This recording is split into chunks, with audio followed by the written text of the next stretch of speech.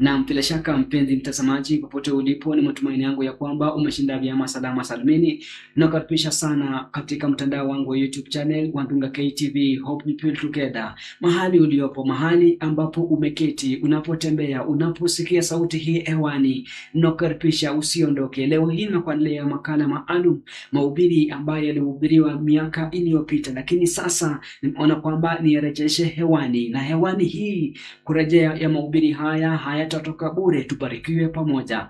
Mahubiri haya yanahubiriwa na mhubiri mmoja ambaye anajulikana kama Pastor Dickson Matiku. Alihubiri mahubiri haya na nimeona kwamba niyarejeshe tena hewani, tunapongoja na tunaposubiri kurudi kwake Yesu Kristo atukute tuko tayari. Na Mungu akubariki mahali uliopo, usipanduke. Nikukaribishe sasa, na sio sasa, ni sasa hivi. Mungu akubariki.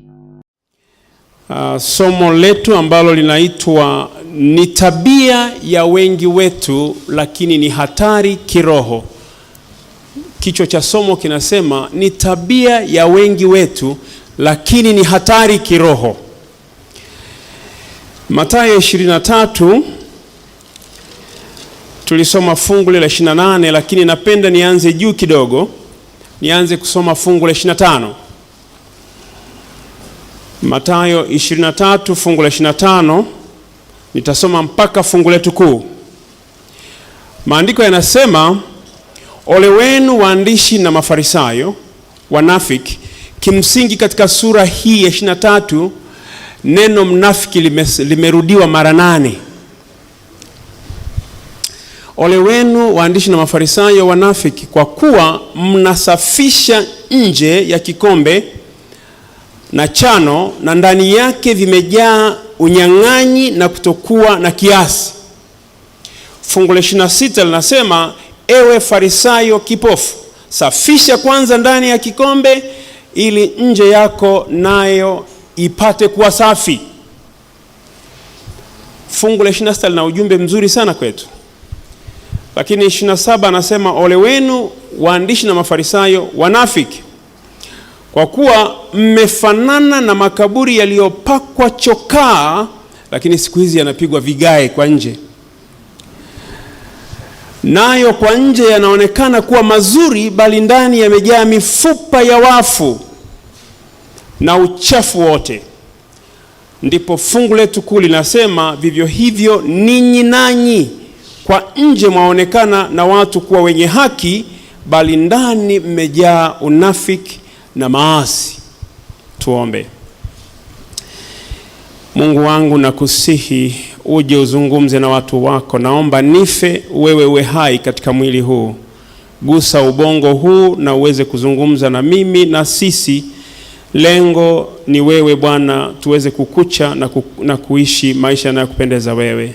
Twaomba ukazungumze na kila mmoja wetu kwa jina lake Yesu Kristo, amen. Yesu Kristo ameketi na umati mkubwa wa watu. Watu wengi wamekuja kumsikiliza, wengi sana. Lakini miongoni mwao kuna viongozi wa dini, kuna waandishi na Mafarisayo, lakini pia kuna wanafunzi wake ambao sasa wanaambatana naye, na wale wengine ambao walikuwa wanamfuata. Si lazima walikuwa wameongoka, lakini walikuwa wanamfuata kwa sababu ya faida ya kimwili. Na hivyo anaongea na Mafarisayo akiwa anawaonya viongozi wa dini kwamba ule muonekano wenu wa nje unatangaza kwamba ninyi mnafaa sana kwa umati wa wanadamu, lakini kimsingi sivyo mlivyo kutoka ndani. Na ndio maana nikasema fungu la 26 ni la muhimu sana kulizingatia, pamoja na kwamba si fungu kuu la hubiri la leo, ambalo linasema, ewe Farisayo kipofu, safisha kwanza ndani ya kikombe ili nje yako nayo ipate kuwa safi. Fungu hili nimelirudia hivyo kwa sababu kuna wakati tunasema sisi Waadventista wa Sabato kwamba usiniangalie nje yangu, mimi ndani ninaye Bwana, kwa hiyo nje haina shida. Lakini hapa anasema ndani pakiwa safi na nje patafanana na wapi? Patafanana ndani. Kimsingi ni kwamba nachokiishi mimi kinapaswa kuwa kinatoka ndani. Sasa tayari nadhani tumeshaanza kuelewa kwa nini kichwa cha somo kinasema ni tabia ya wengi wetu lakini hatari kubwa kiroho. tunakwenda kujifunza juu ya neno unafiki au juu ya unafiki.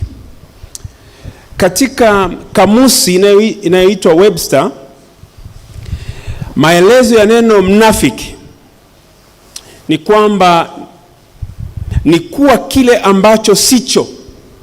Maana ya neno mnafiki, kuwa kile ambacho sicho, kutenda kinyume na unachoamini au kujisikia. Lakini kamusi ya Kigiriki kwenda Kiingereza kuna tafsiri hii ya neno unafiki. Tafsiri ya kwanza ya neno unafiki ni ndimi mbili, kuwa na ndimi mbili. Tafsiri ya pili ni kuwa na nyuso mbili, nyuso mbili. Ya tatu ni kuwa watu wawili, mtu ni mmoja lakini ni wawili. Tafsiri ya nne ni mbili. Haya ni maelezo ya Greek English Dictionary. Lakini SDA Bible Commentary inasema hivi: maana ya neno mnafiki ni mtu aliyegeuka na kutanga mbali na Mungu. Ikiwa na maana, kwa hiyo ninaweza kuwa nakuja kanisani, lakini kwa sababu nina ndimi mbili, nina nyuso mbili, mimi ni wawili, niko mbali na Kristo, niko mbali na Bwana. Lakini Tyndale Bible Dictionary au kamusi hii ya Tyndale anasema ni muonekano wa uongo kuwa ni mtu wa kiroho.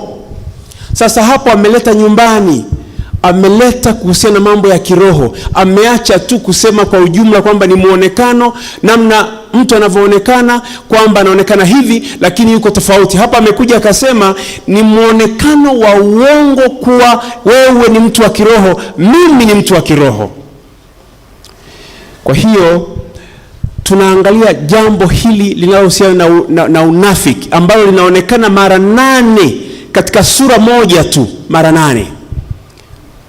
Sasa kama ni kitu ambacho ni cha kuwa nacho umuhimu au kufahamu, ni kujua kwamba ninapoonekana tofauti na nilivyo, ninajidanganya mwenyewe.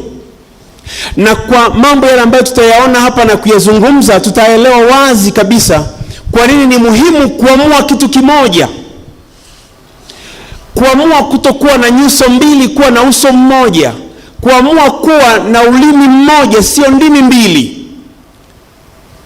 Ni muhimu sana kwa mtu yeyote anayehitaji kuokolewa na kuingia makao ya milele. Sasa tumeona unafiki, lakini ni maeneo gani katika Biblia ambayo yanaonesha namna ambavyo unafiki ulitumika? Ukiangalia katika sura ya 9 ya kitabu cha Kutoka, tunakutana na Farao. Mungu amemtumia Musa kuleta mapigo mengi sana katika nchi ya Misri. Lakini pigo mojawapo lilofanya Farao ajifanye kuwa ameelewa ni pigo la mvua ya mawe, ambayo ilinyesha ikaangamiza mazao yote, miti yote ambayo ilikuwa ni kwa ajili ya chakula ikaangamiza, isipokuwa tu katika Goshen, mahala ambapo waliishi watu wa Mungu, watu wanaomcha Mungu. Pale penyewe hakukuwa na mvua ya uangamivu, kulikuwa pametulia, pako safi. Sasa Farao pale anapoona janga lile, anaamua kujifanya kwamba amemwelewa Mungu. Anamwambia Musa, tafadhali kamwambie Mungu wako aondoe haya mambo anayoyafanya, nitawaruhusu muondoke. Maana sasa nimegundua Mungu wako ni Mungu mwema, lakini mimi na watu wangu ni waovu. Nimetambua leo sisi ni wenye dhambi. Musa anapotoka katikati yake, anamwambia, ninajua bado utakuwa na moyo mgumu, na kwenda kuongea na Mungu wangu, na atafanya kitu, lakini wewe ni mtu ambaye huelewi, ni mtu mwenye moyo mgumu. Hapa ndipo ambapo tunaanza kuona toba ya unafiki.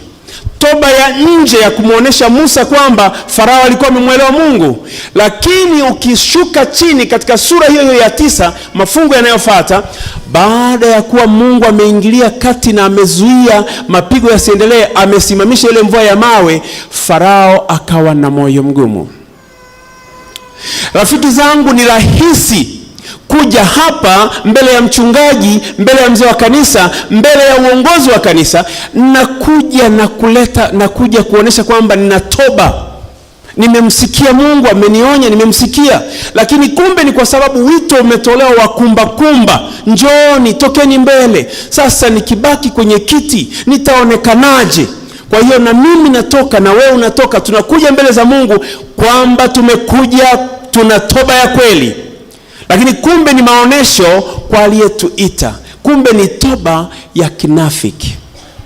Wengi wetu tunatenda jambo hili, lakini ni hatari ya maisha ya kiroho. Kwa hiyo Farao hakuwa ametubu.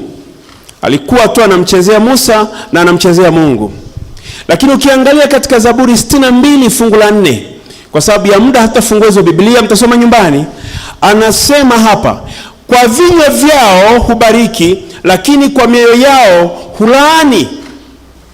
Yani unamuona mtu kwamba anakupenda, anazungumza na wewe, ana smile, unaona meno yake yote, lakini kumbe ndani anasema mtu huyu simpendi. Yani anakuwa na upendo wa nje wa kudanganya kwamba anakupenda. Na haya yanafanyika miongoni mwetu, wapendwa. Yanafanyika miongoni mwetu.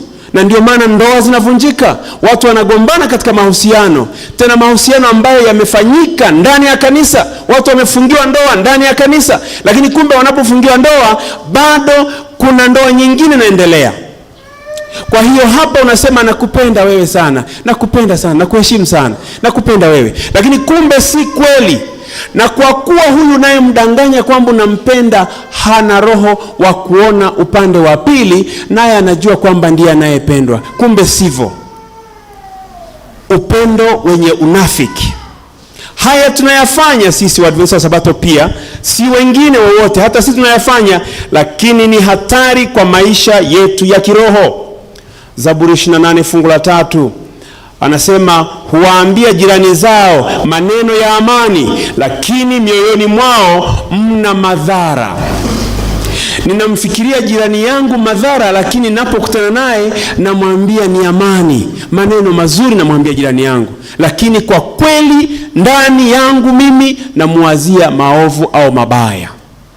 Huo ni unafiki, na hiyo ni dini mbaya sana. Na ndio maana katika sura moja tu Kristo anapokemea, unaona neno mnafiki linajirudia mara 8. Isaya 48 fungu la 1. Kuapa kwa jina la Bwana, lakini si kwa kweli, wala si kwa haki. Tujiulize, ni mara ngapi tumeapa kwa jina la Bwana? Ni mara nyingi tu. Lakini je, tuliapa kwa kweli na kwa haki? Au tulikuwa tunaapa kwa nje tu, ili mtu anayetuangalia, mtu anayetusikiliza aseme hapa kuna dini, lakini ndani hakuna ukweli, hakuna haki. Lakini ujumbe ambao ulinigusa zaidi ni huu wa Yeremia 7 fungu la 9 hadi 11. Na naamini utatugusa wote.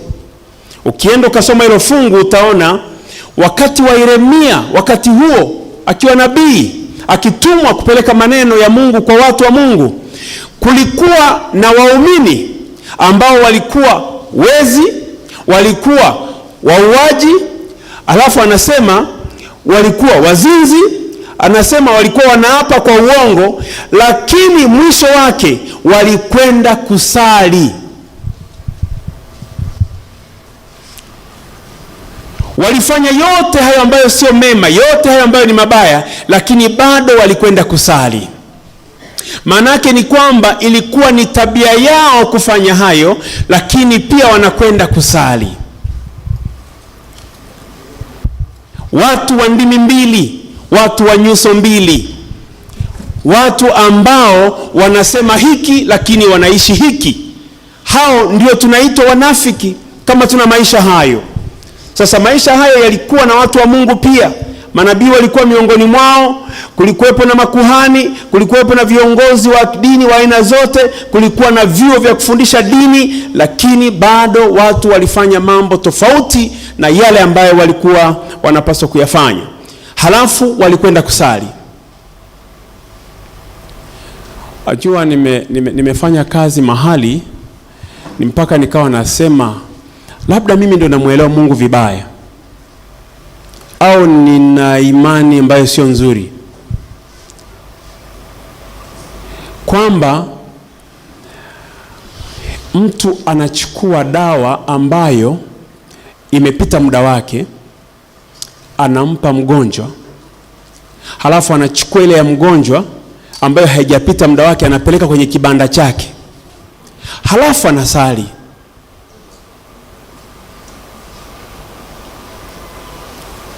Alafu unajua ni wapi? Ni humu. Yani nilikuwa nafanya kazi mahali kama kiongozi wa hospitali. Mtu anakuja anachukua dawa kwenye cubu ya mgonjwa ambayo haijamaliza muda wake anapeleka kwenye kibanda chake. Halafu ile ambayo imeisha muda kwenye kibanda chake analeta kwenye cubu ya mgonjwa. Anasali, anaimba, anatoa zaka, anatoa sadaka. Watu wa ndimi mbili, nyuso mbili, watu walio wawili. Ni hatari, na hasa inapokuwa ni huyu ambaye anasema anamjua Mungu, huyu ambaye anakwenda kanisani kila Sabato, huyu ambaye kila Ijumaa anafungua Sabato, huyu ambaye kila Jumatano maombi ya katikati ya juma yuko kanisani. Hapo ni hatari mno. Maana hayuko baridi wala hayuko moto. Yuko kwa Mungu na yuko pia kwa Ibilisi. Dini ya unafiki Kristo aliikemea sana. Sasa fungu la 11 Yeremia 7, hilo natamani nilisome pale. Yeremia 7 fungu la 11 ni la muhimu sana kulisoma. Mafungu haya ya 7 mpaka 9 utayasoma kwa wakati wako, lakini nimeamua nisome hili kabla ya kulielezea. Tuone hii dini ya kinafiki kwamba hivi mwisho itatufikisha wapi. Yeremia 9 fungu la 11 kuna maneno haya. Yeremia 7 tafadhali, Yeremia 7. Ngoja nisome mimi mafungu yote kwa haraka. Je, mtaiba na kuua na kuzini na kuapa kwa uongo na kumfukizia Baali uvumba na kuifuata miungu mingine ambayo hamkuijua? Kisha mtakuja na kusimama mbele zangu katika nyumba hii iitwayo kwa jina langu na kusema tumepona, ili mpate kufanya machukizo hayo yote. Fungu la 11. Je, nyumba hii iitwayo kwa jina langu imekuwa pango la wanyang'anyi machoni penu?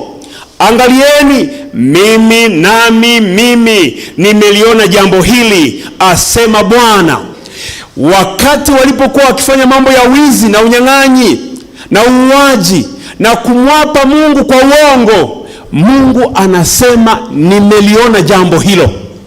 Kwa hiyo manake nini? Kwa nini kuna msisitizo katika fungu la 11? Manake ni kwamba tufanye yote tunayoweza kufanya, lakini mwisho wa siku kumbuka yupo ambaye anaona kila mahali, anayeona katika chumba cha kuta 4, anayeona ukiwa peke yako kwenye gari lako, anayeona ukiwa peke yako ukiwa umelala mahali, anayeona ukiwa mbali na kanisa. Huyo anajua tunayoyatenda. Ndiye anayemtuma nabii kuambia hao jamaa kwamba sikilizeni, nabii kama nabii bila uvuvio wangu hajui mnachokifanya, lakini namtuma kwenu awaambie ninajua ninyi ni wazinzi, najua ninyi ni wezi, najua ninyi mnaapa kwa uongo. Mwanadamu hajui, lakini mwisho wa siku ninajua mnachokifanya. Hata mchana huu wa leo katika kanisa hili Mungu wetu anatangaza, anasema yote mnayoyafanya watu wangu katika siri, mahali penu pa siri, nayaona yote. Kwa hiyo nenda kwa mchungaji, danganya. Nenda kwa nani, danganya. Nenda kwa mume wako, mdanganye. Nenda kwa mke wako, mdanganye. Lakini uelewe kwamba Mungu anaona dini yangu ya unafiki na dini yako ya unafiki anaiona vizuri. Na kwa hivyo nivae vizuri, nije hapa nitoe zaka na sadaka kwa wingi sana, hata wanaposema imesalia milioni 300 nilete zote. Lakini mwisho wa siku Mungu anaangalia kwa nini nimetoa hiyo fedha. Imetoka moyoni, imetoka nje. Sasa Ezekiel 14 fungu la 5 anasema hivi: Bwana hutukamata kwa mioyo yetu wenyewe kwa sababu ya mafarakano yetu naye. Bwana hutukamata kwa mioyo yetu wenyewe. Mwanadamu ataona nje. Nikisha tenda dhambi, nje ikaonekana, ndivyo mwanadamu anashughulika na mimi. Baraza la kanisa litapelekewa habari, nitakuja kuonywa, mashemasi watatumwa kwangu kwa sababu kitu kimekuwa wazi. Lakini Mungu anatukamata kwa mioyo yetu wenyewe. Mungu wetu anaenda ndani, anaona ndani ya moyo. Maana vinavyotoka nje kadhalika huwa vimetoka ndani. Lakini kuna wakati vya ndani vinafichwa visitoke nje. Lakini vinafichwa kwa ajili ya wanadamu wasione, si Mungu asione. Kisa cha Yusufu napenda kukisema hapa tena kukumbusha. Kumbuka Yusufu ni mtumwa. Yusufu yuko nchi ambayo inaabudu miungu ya kigeni, miungu isiyookoa. Yusufu hayuko na baba yake, Yusufu hayuko na kaka zake. Yusufu ameuzwa na Mungu alikuwa naona. Na pamoja na kwamba alikuwa na dini safi, Mungu akaruhusu Yusufu auzwe. Yusufu ameenda utumwani. Yusufu yuko Misri. Misri ambayo kwa tafsiri nyingine ya hilo neno ni Misraimu. Misraimu manake nchi ya dhambi, dhambini. Lakini Yusufu anaamua kutokuwa na unafiki kwa Mungu wake. Maana anamjua anayemuona, anamjua Mungu. Anakataa kuzini na mke wa Potifa kwa sababu anajua Mungu anamuona, wanadamu hawaoni. Potifa hakuwepo, walikuwa wenyewe wawili. Anaamua kukataa dini ya unafiki. Sasa napenda tu ninukuu baadhi ya nukuu za roho ya nabii juu ya swala la unafiki. Leo ni kama nafundisha, sihubiri. Ni kama fundisho, ndio maana naona nimechukua visehemu vya mafungu na visoma na paraphrase na visoma. Kwa sababu wakati wa kuhubiri mara nyingi takiwa mafungu mawili alafu una-expound, unayahubiri hayo basi. Lakini hapa nafasi hizi mchungaji amesema hazipatikani. Na unajua mimi hapa ni mshiriki kabisa. Kwa hiyo naomba tu nilete na hizi nukuu msikie roho ya nabii anavyosema. Hiyo ndio inaitwa balanced diet. Unachukua kwenye Biblia, unachukua kwenye roho ya nabii, unapata kitu kizima. Na ndio maana kuna msisitizo wa Adventista wa Sabato kusoma neno la Mungu tuweze kuwa salama. Narudia kila siku nikipanda hapa juu, na popote napopewa nafasi narudia swala hili. Na wengi wetu hatuna nyenzo za kiroho. Wengi. Hata sasa hivi tukisema jamani wasimame ambao hawana Biblia ni wengi. Unaweza ukaniambia ninayo kwenye mtandao? Hapana.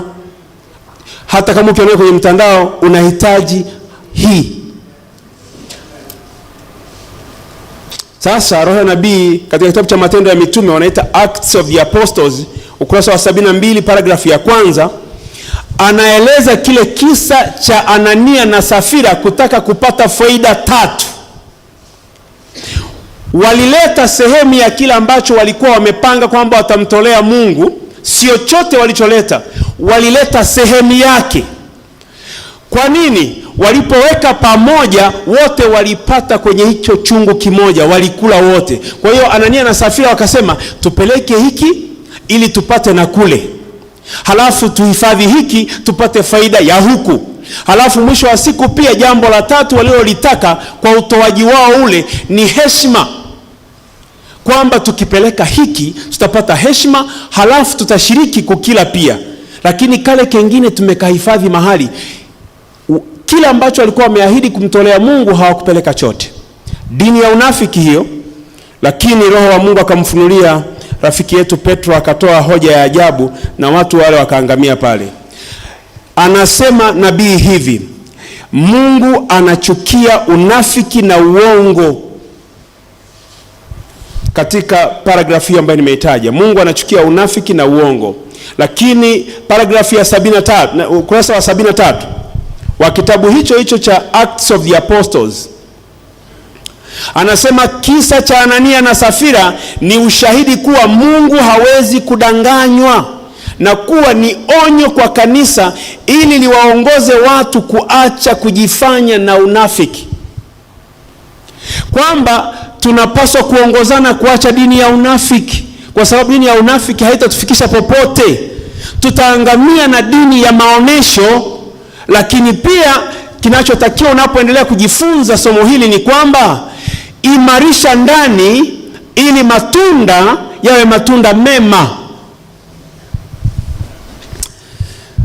Hicho kitabu ukurasa wa 74 paragrafu ya kwanza kinasema tamaa ya kuzuia sehemu waliokuwa wametoa ahadi kukitoa kwa Mungu au kwa Bwana kiliongoza kwenye ubadhirifu na unafiki. Ninapoacha kutimiza ahadi au kutoa kila ambacho nilisema nitakitoa kwa Bwana, kinaniongoza kuwa mbadhirifu na mnafiki. Unafiki uko wapi? Niliahidi kutoa hicho, lakini sikukitoa, naenda kukitumia kwenye ubadhirifu. Ukurasa wa 75 paragrafu ya 3 anasema, hebu ukweli ushikiliwe kwa mikono imara na uwe sehemu ya maisha. Tukishikilia ukweli kwa mikono imara na ukawa sehemu ya maisha yetu, hatutakuwa na dini ya kumdanganya Mungu tukidhani tunamdanganya mwanadamu. Tutasimama imara kwa sababu tunaujua ukweli, na ukweli hatuwezi kujua kama hatuna muda wa kujifunza. Tutaendelea kuwa wanafiki kwa sababu hatujui ukweli. Wakati mwingine nilikuwa naangalia msemo fulani kwenye hiyo Webster Dictionary, kuna misemo pia imeandikwa pale ya watu maarufu mbalimbali. Anasema mnafiki wa kweli ni yule ambaye ameamua kuishi unafiki akiwa anajua ni unafiki. Halo? Mnafiki wa kweli ni yule ambaye anaujua unafiki lakini ameamua kuishi unafiki. Hatari ya maisha. Ukurasa wa 526 kitabu hicho cha Matendo ya Mitume cha Roho ya Unabii, anasema hekima kutoka mbinguni ni safi, yenye amani, nyenyekevu na haina unafiki. Maana yake nyingine kwamba dini safi haina unafiki. Uwe peke yako utamuishi Kristo, uwe miongoni mwa watu utamuishi Kristo. Kuna sehemu moja nilifurahi sana, mimi nilikuwa natahiniwa, lakini kulikuwa na mshiriki mwenzangu, kuna jambo lilifanyika. Mshiriki huyu mwenzangu ni mwalimu, lakini hilo jambo lilivyofanyika ambalo ni kinyume na Biblia inavyofundisha juu ya wafu wako wapi, huyo mtu wa Mungu alitulia ameketi. Hakusema kwamba hapa ndio nimeajiriwa, nisiposimama watanionaje. Hakutaka kuwa na dini ya unafiki, alibaki ameketi. Nilijisikia vizuri, ingawaje mimi ni mwanadamu sio Mungu. Mungu alisikia vizuri zaidi.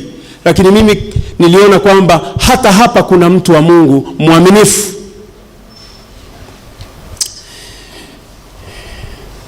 Kitabu kinachoitwa From Heaven with Love. From Heaven with Love, ukurasa wa 274. Nawapa kurasa mkasome. Anasema unafiki ukiruhusiwa moyoni hupenya na kupotosha maisha. Maana lazima utoke moyoni. Unapanga kwamba leo nikienda pale nitafanya hili, nitajifanya ili waone niko hivyo. Kwa hiyo unautunza unafiki. Yaani unajua ulivyo lakini unaamua kufanya usivyo, ili kuwafanya watu wale unaokwenda kukutana nao, umati ule ukuone tofauti. Hasa naeleza unafiki tunapouruhusu moyoni unatupotosha katika maisha. Lakini pia katika kitabu cha Christ Object Lessons au maisha vielezo ya maisha ya ushindi, sijui kama wamerudia tafsiri nyingine, ukurasa ule wa 22 paragraph ya kwanza, kitabu cha Kiingereza, lakini anasema Kristo alikemea unafiki na kazi za kiovu za wale waliokuwa na nafasi za juu. Lakini pia sisi tumeitwa kama nuru ya ulimwengu. Kwa hiyo hata sisi kama hatuishi nuru, Kristo anatukemea, maana mwenye nuru ni kiongozi. Sasa asipoishi hiyo nuru, anakuwa kiongozi asiyejua anachokifanya. Kitabu cha Christian Leadership, kurasa wa 39, karibu namaliza, naenda haraka. Najua kuna watu tunaangalia muda, ndio na mimi sipendi kuwachelewesha watu. Kurasa wa 39, Christian Leadership. Msiogopane na kila mmoja na atendewe pasipo upendeleo wala unafiki. Tukiogopana tutatendeana kwa unafiki. Tusipoogopana tutatendeana kwa haki. Mtu akiwa amekosea nitamwona na kumwambia rafiki, hapa umefanya kosa mbele za Mungu. Lakini nisipomwambia, ili tuweze kuishi kwa kupendana, kwamba nikimwambia nitamkwaza, ataacha kuwa rafiki yangu, nikanyamaza, hapo inakuwa na dini ambayo ni ya kumwogopa mwenzangu, na mwisho wa siku atapotea, na mimi nimeambiwa kuwa ni mlinzi katika kuta za Yerusalemu.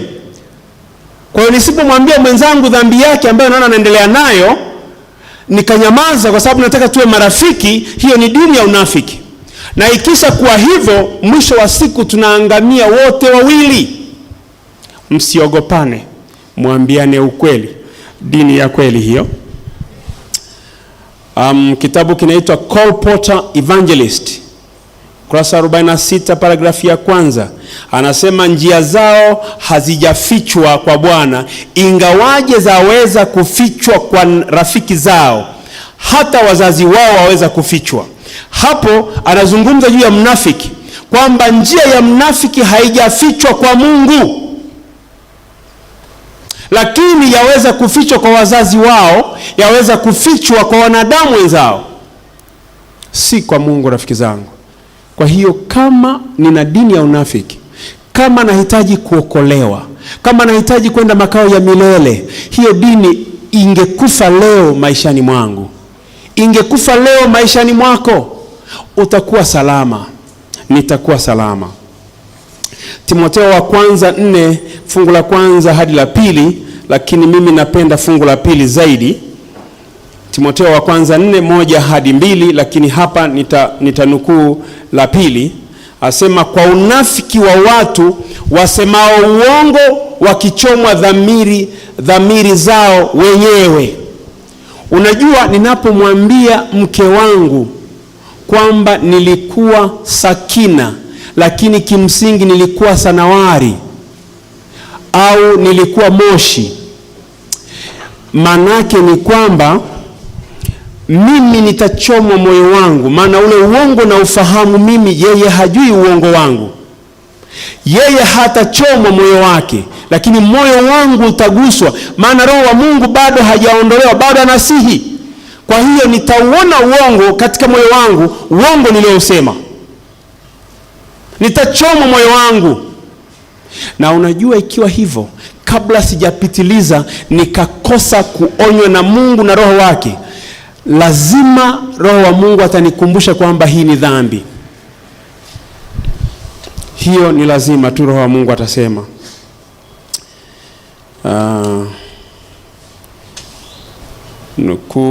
Maneno matatu ya mwisho, kitabu cha Counsels on Health, mashauri juu ya afya, ukurasa wa 342, anasema kusiwepo na upendeleo wala unafiki. Kusiwepo na upendeleo wala unafiki. Kwa miongoni mwa watu wa Mungu, miongoni mwa wale tunaoitwa watu wa Mungu, miongoni mwa wale tunaosema tunaongoza kwenda mbinguni, hatupaswi kuwa na upendeleo wala unafiki. Akikosea ni mwanangu, nishughulike naye kama mimi ni kiongozi. Akikosea ni mke wangu, nishughulike naye kama mimi ni kiongozi. Nisishughulike na wengine, lakini napofika kwangu naanza kutafuta namna ya kuficha uovu.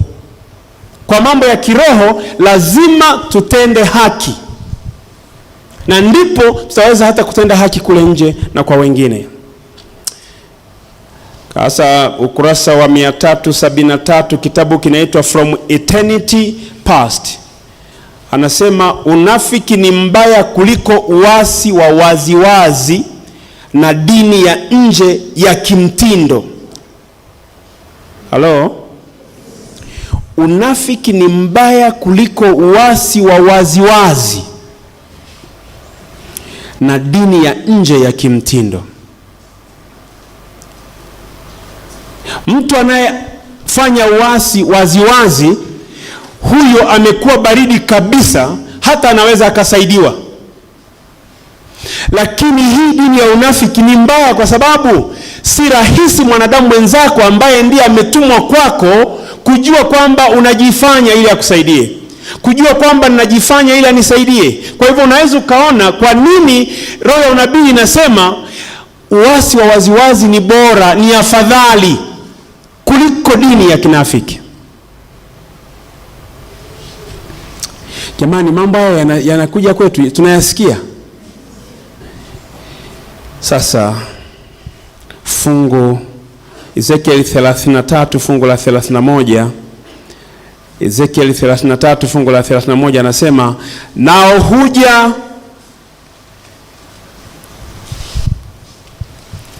huja kama watu wajavyo, hukaa mbele yako kama watu wangu, nao husikia maneno yako wasiyatende, maana kwa vinywa vyao hujifanya kuwa wenye upendo mwingi, lakini mioyoni mwao, au ufahamu, anapozungumza moyo hapa ni ufahamu wao, wanatafuta faida yao wenyewe.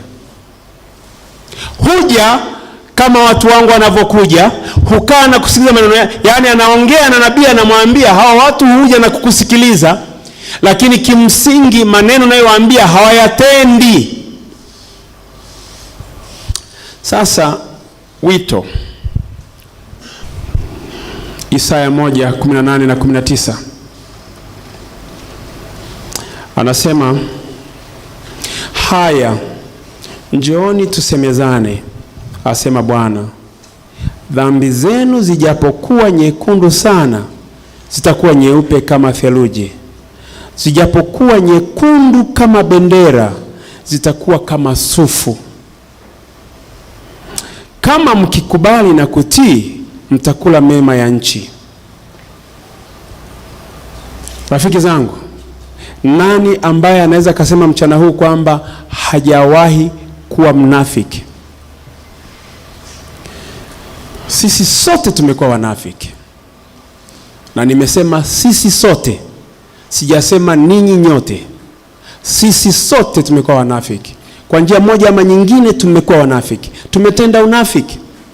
Na ni kwa maangamizi yetu wenyewe, si kwa ajili ya mtu fulani. Sasa muda umekwenda, tunahitaji kwenda kupumzika. Ni wangapi pamoja nami wanasema imetosha? Imetosha, tunahitaji kugeuka. Tunahitaji kufanya U-turn, tutoke katika hali ya kumdanganya Mungu tukidhani tunawadanganya wanadamu.